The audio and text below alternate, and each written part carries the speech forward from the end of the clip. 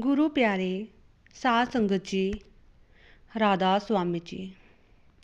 साध संगत जी, जैसे कि गुरबानी जाति पाति के संकल्प को स्वीकार नहीं करती और गुरबानी के अनुसार सब जीव परमेश्वर के पुत्र हैं और सबके अंदर एक ही परमेश्वर हैं।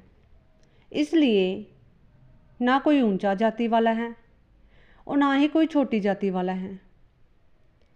गुरु साहिब का मत है कि कुल मालिक की दरगाह में जहाँ हमारे कर्मों का लेखा पूछा जाता है, वहाँ हमारी जाति पाति और देह साथ नहीं जाती।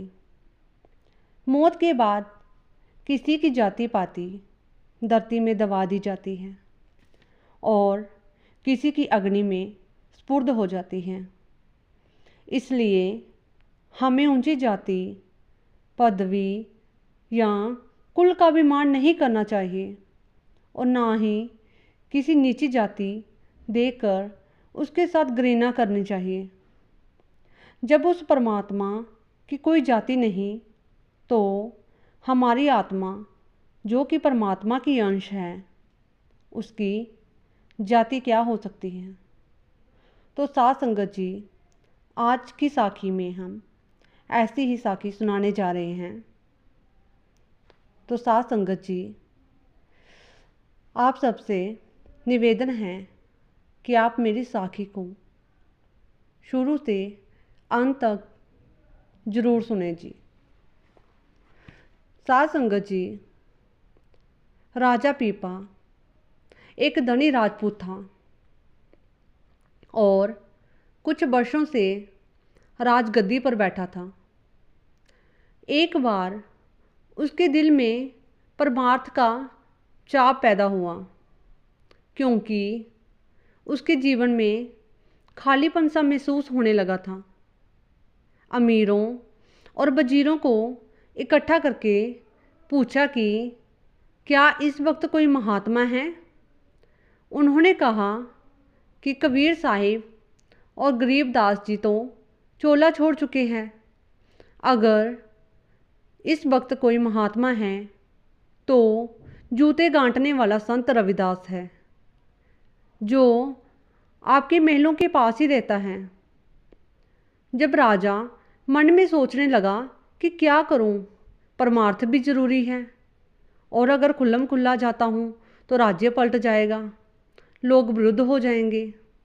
दिल में प्रेम था, इसलिए सोचा कि कहीं संत रविदास अकेले मिले तो उनसे नाम ले लूं। आखिर एक दिन मौका आया जब कोई त्यौहार था और सारी प्रजा गंगा स्नान के लिए चली गई थी। इधर राजा अकेला था और उधर संत रविदास जी का मोहल्ला सूना पड़ा हुआ था। कोई भी घर पर नहीं था। राजा छिप छिपाकर संत रविदास जी के घर गया और अर्ज की, गुरु महाराज नाम दे दो। संत रविदास जी ने चमड़ा भिगोने वाला कुंड में से पानी का एक चुल्लू भरकर राजा की तरफ बढ़ाया और कहा, राजा ले ये पी ले। राजा ने हाथ आगे करके ले तो लिया, लेकिन चमड़े वाला पानी क्षत्रिय, राजपूत और फिर राजा कैसे पीता। खुली आस्तीनों का कुर्ता पहना हुआ था। इधर उधर देखा और पानी बाहों के बीच में गिरा लिया। मन में सोचा कि आज तो बड़ी मुश्किल से बचा हूँ। संत रविदास जी ने देखा लेकिन जवान से कुछ ना कहा। राजा चुपचाप सिर झुकाकर झोंपड़ी से बाहर आ गया और इधर उधर देखा कि कोई देख तो नहीं रहा। ऐसा ना हो कि कोई देख ले और सबको पता चल जाए कि राजा जूते गांटने वाले के घर जाता है। पर सब लोग अभी त्योहार में व्यस्त थे। सब गलियां खाली पड़ी हुई थी। राजा जल्दी जल्दी अपने महल में वापस आ गया।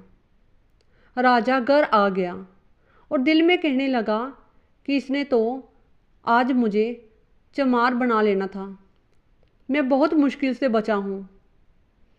उसी वक्त धोबी को बुलाया और हुक्म दिया कि इसी वक्त इस कुर्ते को खड़े घाट धो कर लाओ। धोबी कुर्ते को घर ले गया। उसने दाग उतारने की बहुत कोशिश की, पर सब कोशिशें व्यर्थ गई। फिर अपनी लड़की से कहा कि ये जो दाग हैं इनको मुंह में लेकर चूसो ताकि ये निकल जाए और कुर्ता जल्दी साफ हो जाए, ताकि राजा नाराज ना हो। लड़की मासूम थी, वह दाग चूसकर थूकने की बजाय अंदर निगलती गई और आखिर में नतीजा ये हुआ कि लड़की का अंदर पर्दा खुल गया। अब वह ज्ञान ध्यान की बातें करने लगी। धीरे धीरे सारे शहर में खबर फैल गई कि अमुक धोबी की लड़की महात्मा है। आखिर राजा तक बात पहुंच गई। दिल में लगन तो लगी ही हुई थी। सो एक रात वह धीरे धीरे धोबी के घर जा पहुंचा और लड़की राजा को देखकर हाथ जोड़कर उठ खड़ी हो गई। राजा ने कहा, देख बेटी, मैं तेरे पास भिखारी बनकर आया हूँ, मंगता बनकर आया हूँ, राजा बनकर नहीं आया। लड़की ने कहा, मैं आपको राजा समझकर नहीं उठी, बल्कि मुझे जो कुछ मिला है आपकी बदौलत मिला है। राजा ने हैरान होकर पूछा कि मेरी बदौलत? लड़की ने कहा, जी हाँ। राजा ने कहा, वह कैसे? तो लड़की बोली, मुझे जो कुछ मिला है आपके कुर्ते से मिला है और जो भेद था आपके कुर्ते में था। अब राजा रोता है और अपने आप को कोसता है कि धिक्कार है मेरे राजपाट को, धिक्कार है मेरे क्षत्रिय होने को। छूत छात तेरा बुरा हो जिसने मुझे परमार्थ से खाली कर दिया।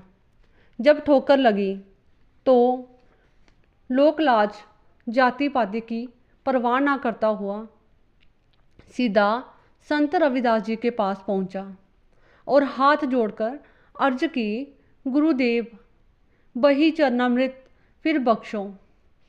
संत रविदास जी ने कहा, अब नहीं। जब तू पहली बार आया तो मैंने सोचा कि तू क्षत्रिय राजा होकर मेरे घर आया है, तुझे वह चीज़ दूँ जो कभी नष्ट ना हो। वह कुंड का पानी नहीं था बल्कि अमृत था, सचखंड से आया था। मैंने सोचा कि मैं तो रोज़ पीता हूँ, आज राजा भी पी ले, लेकिन तूने चमड़े का पानी समझकर घृणा की और कुर्ते में गिरा लिया। रविदास जी ने उसे सांत्वना देते हुए कहा कि चिंता ना करो, मैं तुझे अब नाम सुमिरन दूंगा। प्रेम और विश्वास से अभ्यास करना और वह अनमोल खजाना तुम्हें अंदर से ही मिलेगा।